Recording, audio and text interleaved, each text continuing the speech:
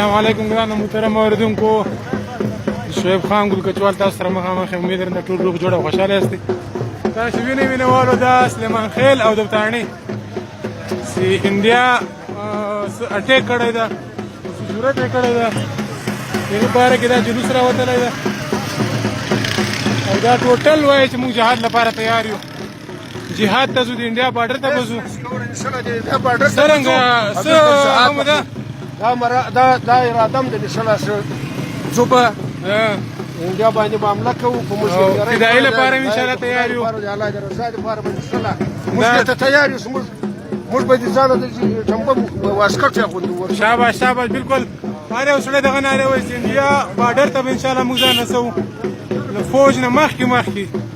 چې موږ ته د اجازت راکړي ټوټل خلک دا عوام داسې ویني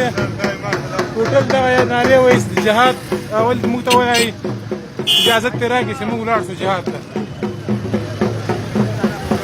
15,000 کسان تقریبا سلیمان خیل او تاڼې دا اوس وویلې چې موږ 15,000 کسان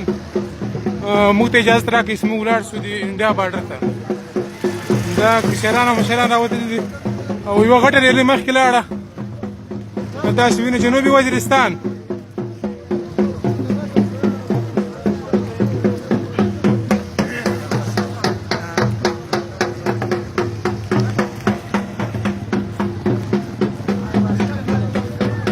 او انشاءالله زه به هم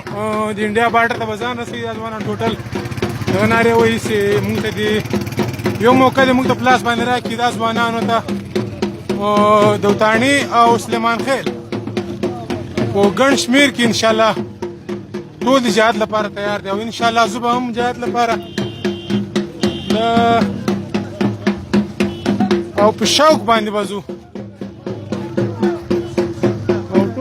شوق باندې تیار دي څرنګه اتم ته سی آی دی انډیا باره کې انډیا باره کې به انشاءالله تعالی ورته تیار یو او ټیټ جواب ورکوو بالکل او لکه نمرود ته چې بیا واګو په سر جوتیو باندې بالکل دغسې انشاءالله ټوټل به تیار دی ټوټل به ځي انشاءالله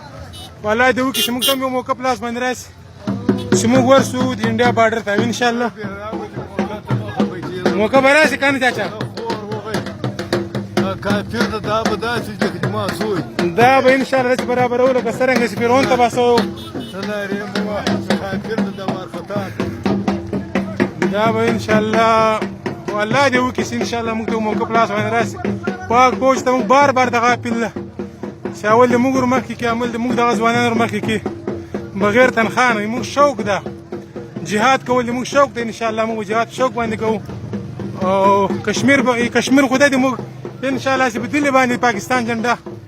ولګېږي موږ دا ارمان ده انشاءالله لګېږي به هم یو وخت به راشي څرنګه کامران باچا ډاکټر صاحب دا زموږ د علاقې څه پیغام لري خلکو ته انشاءالله د انډیا باره کې څه وایې انډیا باره کې دا یم چې انشاءالله بالکل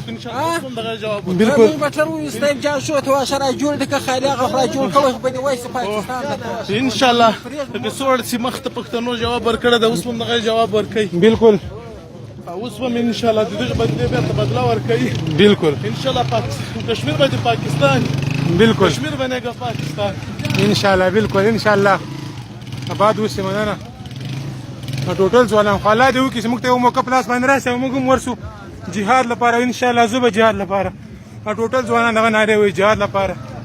د آرمي په مخکې به انشاءالله اول موږ منډې ووهو شوق باندې انشاءالله جنګېږو به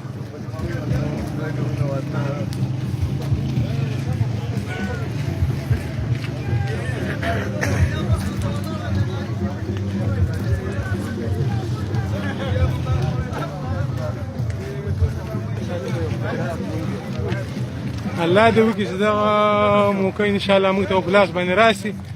خو موږ ته به آرمي نه راپرېږدي والله دې وکړي چې موږ ته څرنګه مشهد خان لالا د انډیا د لپاره کې سیاسي انډیا بارډر ته بزو کو بنو ان شاء الله تیار دا ټول خلک تیار دي ان شاء الله که خدای کول موږ د تاسو د ټولو دا شوق د سولار سو بالکل او ویندوانو سره سنفس نه وجنګي بالکل ان شاء الله که الله رضا او موږ پیسې به الله تیار به تنخوا بالکل او که خدای رضا ان شاء الله په شوق سره بزو ان شاء الله